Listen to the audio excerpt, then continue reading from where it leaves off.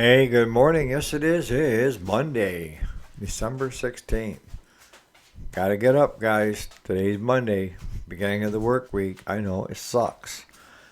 But what are we going to talk about today? Well, I think we're going to concentrate on, Mark, what you're trying to figure out. And I can go through the steps down through that you're encountering right now. But what'd you think of the Pro Series with the lawn care guys? Are you guys interested in something for you one day a week? Amos, yeah, they already got me on two stool softeners.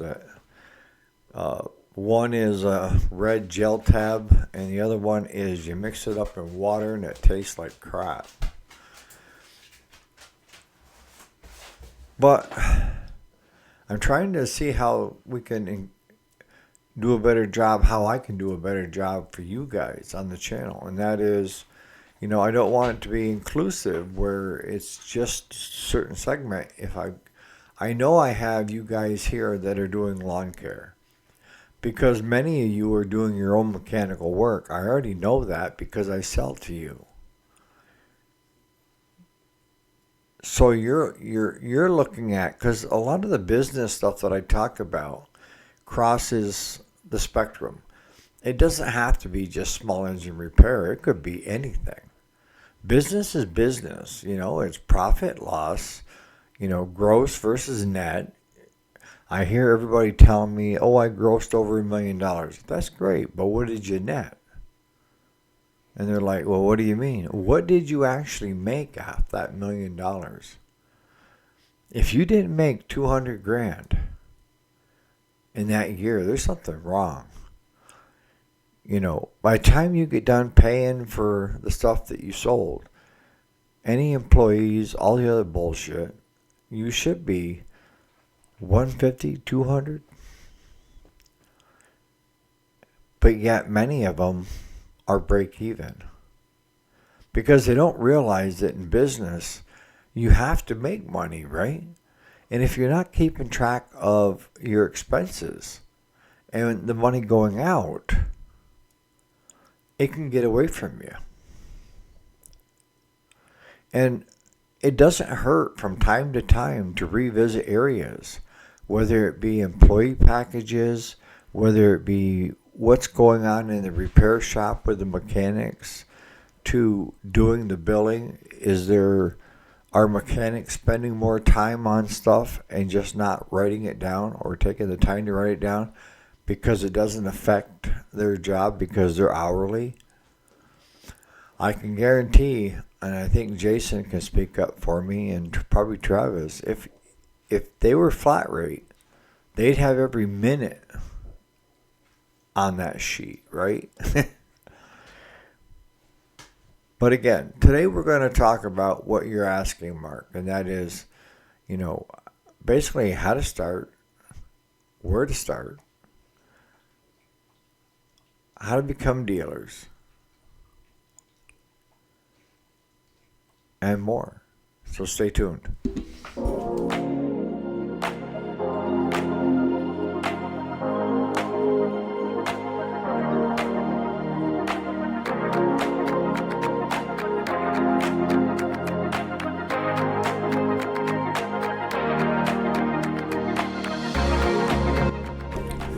Alrighty, welcome back. My name is Eric, if you didn't already know it, and yes, this is the weekday, Monday through Friday. Today is Monday, December 16th, 2024.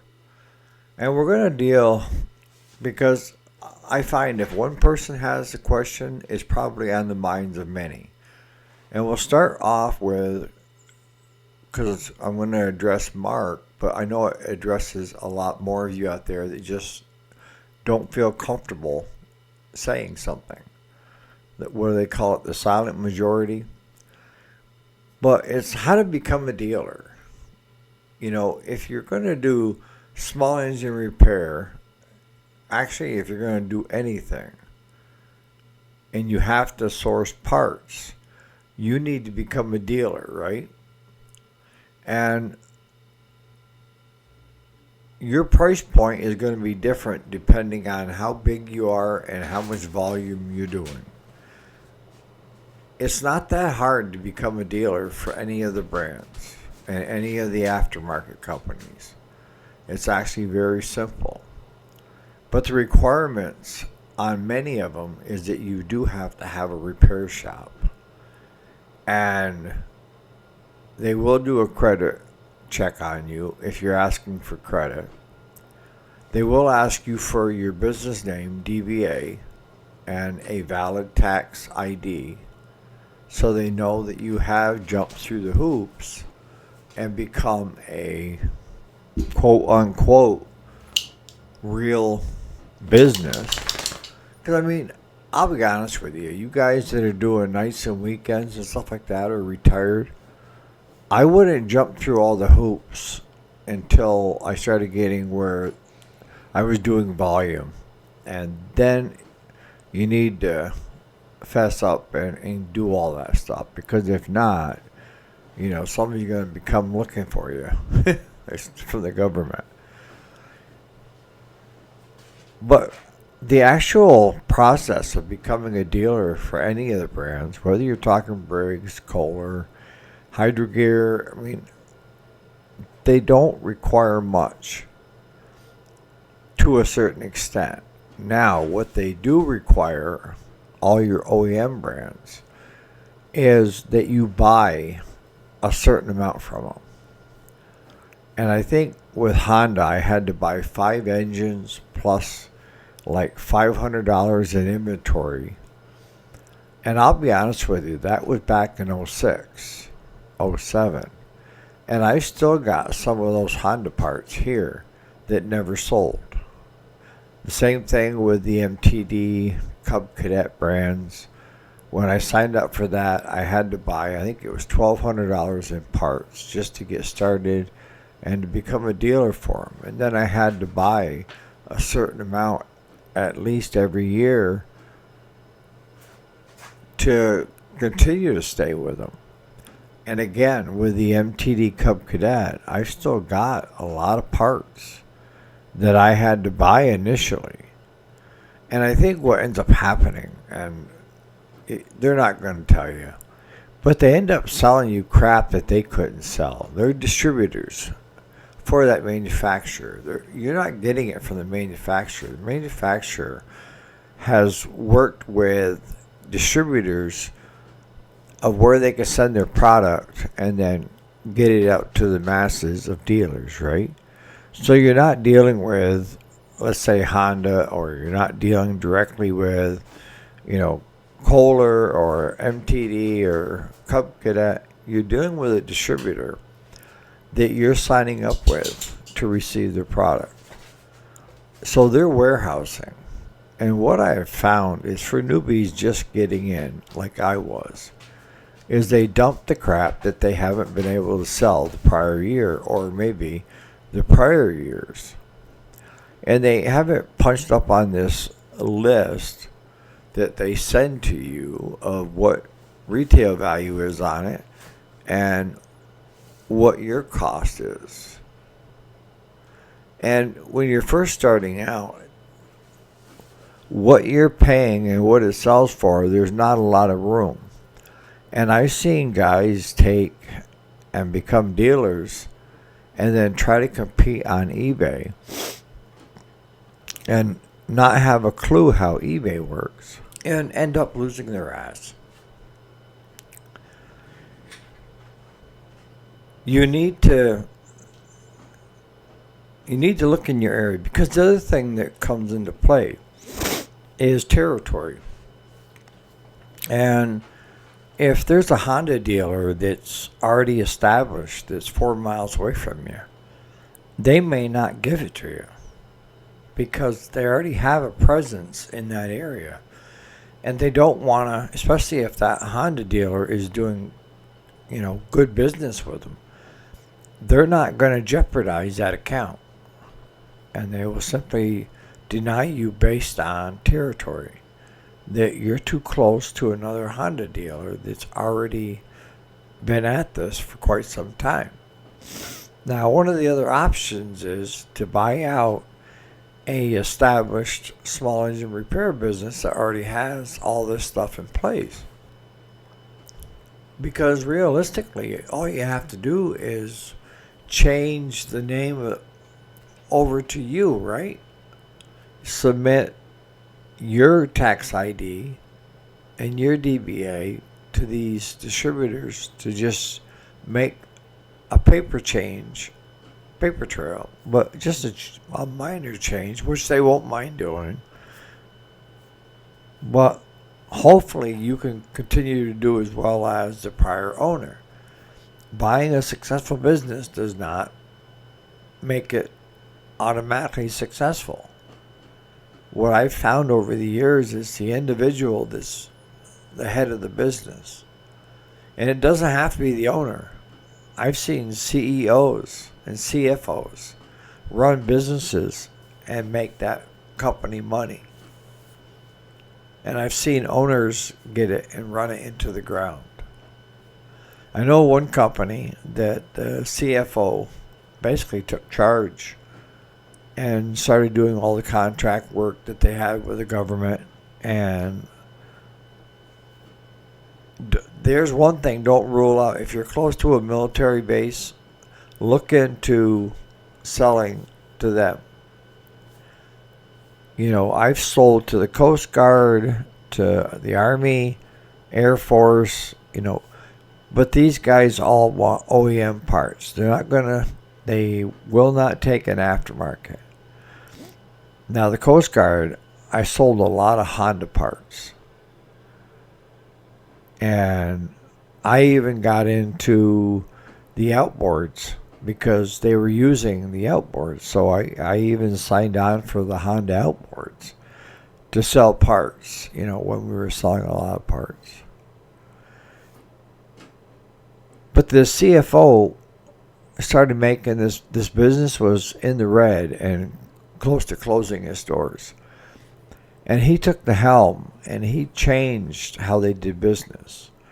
He started micromanaging and revisiting areas that he wanted to know why they were not making money. And a lot of it was just waste. It was nobody telling the employees what the expectations were. So once they streamlined it, adjusted their price points, did better on bidding jobs, the company started making money in the blue. But what did the owner do? Started taking the profits and buying boats, travel trailers, this and that, instead of reinvesting it back into his company. And when something happened to that CFO, guess what happened? Yep. That business within a year closed its doors because the owner didn't have the wherewithal to do what needed to be done for that business. And just his spending habits told me that it's not going to work because he's focused on his comforts, which are fine. But you have to make sure that your baby, your business, is healthy. And if you want growth, you reinvest. That's how you grow. Is you don't grow by going out and taking out a bunch of loans. Some have tried that, but usually the interest rate and everything else kills them. Whereas if you're showing a profit and you're taking that money and you're reinvesting it back into areas of the business, it will grow. Now, the aftermarket companies like Stens and Rotary are pretty easy as well. You know, they do require a DBA. They do require a tax ID. Stens somewhat requires a repair shop setting because the way they work is they warranty their parts, right? But the only way they're willing to warranty their parts is if you installed it. They want to know that somebody that knows what the heck they're doing is putting their parts on something and having it last versus not knowing what you're doing and screwing it up and then saying it's defective, right? But I remember at one point where Stens wasn't selling to dealers. It was selling to just distributors of their product. And then something changed where Stens, I don't know whether it was a management change or what, but then they started looking at, well, why don't we go and see if we can't pick up dealers? And I'll tell you, in a way, they screwed the distributors because they bypassed them and went right to who the distributor was selling to. It's kind of like, you don't shit where you eat, right? But it worked out for Stens in that they've got, I think, over 50,000 dealers. And they're not too concerned about territorial, where you're at, and who's closest to you. All they care about is selling product. That's the bottom line. And I think you're going to find that most of them are like that. Rotary is right there with Stens. They're a good aftermarket company.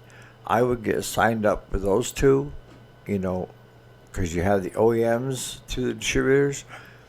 Stens and Rotary sell directly from their own warehouse. You're not buying through a distributor. You're buying directly from them. Stens has more than one warehouse. I think the last I knew they had 5 or 6. And we were big enough with Stens that they allowed us to drop ship at any one of those warehouses if the product was available. Whereas when I first started, I had to deal with the warehouse closest to me, and if they did not have it in stock, I couldn't get it, even though it might have been in stock in the other 4 warehouses. But once I started showing volume, a lot of doors opened for me, and I very much appreciate what the salesperson and the management did for my company. They allowed me to grow, and at one point we were doing almost $300,000-400,000 a year with just Stens alone, and that took us up to warehouse level, so we had the best pricing as well. That's the other thing, is if you want good pricing, you need to sell product. The more you sell, the better price point they will give you. If you are doing volume for them, yes, they are going to cater to you.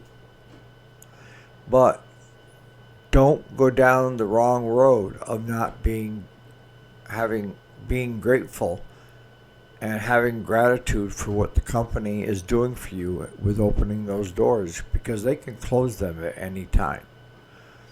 I was very appreciative of my sales rep, and I was very appreciative of management and what they were willing to do to help my company. They didn't have to, but they saw the potential in me. It's like, don't tell us, show us. And that I did. Now, again, all of them want you to have a repair shop. That's the key. And there is a big difference between becoming a dealer for these OEM brands and doing warranty work for them. It's 2 different animals. Okay, that's the way you have to look at it. To become a dealer, you just need a tax ID and a DBA. And like Honda, they required pictures of the showroom if you had a showroom for retail space. And they want to know that they weren't competing directly with other brands. But I think we're going to have to do a number of videos, Mark, and you guys that are interested in the steps. And I think warranty is going to be its own animal that we can talk about.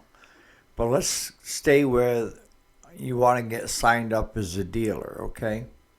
So we have to look at, 1, you're legit. DBA with tax ID. 2, credit check if you are doing credit with them. We didn't do, Stens we did to a certain extent, but we paid it off monthly. Territory. Certain ones of the OEMs do have territories, and if you have another shop that is doing well for that OEM company, distributor, then good chances are they're not going to allow you into that other dealer's area. Now, if that other dealer isn't doing much for sales, they may look at you and say, well, maybe if we sign him on, he could do a better job in that area of selling our product. I've seen that happen before, and I've seen them allow us to do that before. That's how I know it happens. The other thing that we need to discuss is warranty on the parts. What ends up happening is, like with the two aftermarket companies and the OEMs as well, is they're willing to warranty their parts to a certain extent. All right, electrical, iffy, like your coils and all that. But if you're selling their product to your customer and your customer is putting it on their machine, that voids the warranty that Stens and Rotary have to offer, unless it's changed. But that's the way it was you physically had to put it on in your shop so that these two companies knew that hopefully there was a qualified mechanic installing their part. And if that was happening, they would warranty it for up to a year. Now, with us, we were probably selling 7/8 online and then 1/8 through the shop. So what did that mean for us? That meant we became the warranty shop of, if one of my customers on eBay or Amazon or through our storefront that we had up online, if the product failed, we replaced it at our cost and never submitted it to Stens. The only ones that we ever submitted to Stens were the ones that went through our repair shop, so we knew it was installed correctly. Could I have played the game with Stens and pushed more stuff through them? Yeah. But they were allowing us, to grow. And they were taking chances on us. And the last thing I wanted to do was to ruin that relationship that I had with that company, right? So I always stayed honest and above board. And I only submitted warranties on the stuff that Claude installed in the shop. Anything that was sold, if somebody put it on wrong, electrical, we would eat it and replace it. And we had to do that if we wanted to continue doing online sales. And that meant across the board, whether it was Stens, Rotary, Briggs, Kohler, you name it. We became a warranty shop for our product that we were selling. But we were selling a lot of products, and we didn't get a lot of issues. But when it happened, we dealt with it and didn't bother the distributors and the aftermarket companies. So I'm going to start wrapping this up. Hopefully Mark has kind of helped you and anybody else that's looking to get into the business. Today we just talked about how to become a dealer for all these companies and their expectations are. That you need to have a business name and a tax ID. And if you want credit through them, you're going to have to fill out a credit app. A lot of times they have you fill out that credit app anyways, just in case. A lot of the companies we dealt with, I had a business checking account and I used debit card. And I did all my ordering with the debit card. Territory. If you're OEMs, if you have another shop that's doing well and is close to you, don't be upset if they turn you down. What they're doing is they're looking at that other small engine repair shop that's selling for them, and it may be doing well for them. Now, if it's not doing well for them, you may be able to pick it up because the distributor for that company is not happy that they aren't selling much product in that area. And it could be like the OEM company Honda. It could be that there aren't that many Hondas being sold in that area. Is why that other business isn't selling much Honda parts. And we also know that if we're going to buy it to resell, that you need to be willing to say, I'll warranty these parts, because almost all of these companies require you to have a repair shop and have your mechanic do the install. If you're selling retail as well out front, you need to be willing to warranty anything that's out front that is being installed by the customer. So on that note, I'm going to wrap it up. What we'll do is tomorrow we'll spend the morning on warranty and what the expectations are on that. And sales and service, it's all intertwined. It's how you decide to set up your business. So on that note, you guys have a great Monday, and we'll catch you here bright and early tomorrow morning.